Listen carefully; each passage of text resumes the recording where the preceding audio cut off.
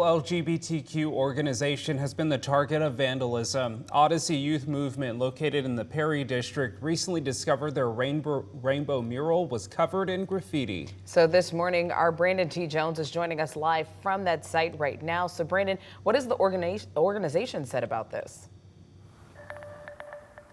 Well, yeah, Tim, Channing, good morning. You can actually still see that vandalism right here behind me, and the staff at the Odyssey Youth Movement, they found that vandalism on Saturday morning. So 4 days later, it still remains here, and they're just patiently waiting to kind of go ahead and get the clear to clear it up, to clean all of that vandalism up. Odyssey started back in 1992, working with local LGBTQ youth and young adults to provide them with resources and to ultimately let them know they're loved and accepted here in this community and throughout Spokane.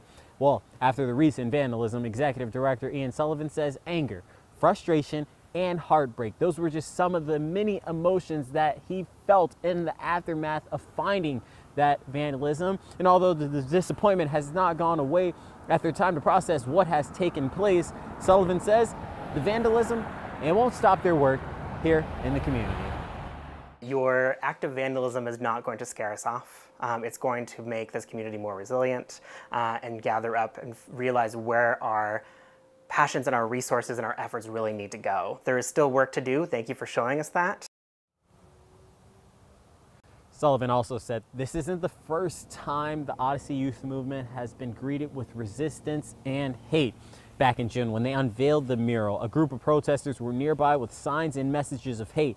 Spokane Art said it hopes to have the graffiti cleaned up within a week, but must obtain a permit to close the street for maintenance.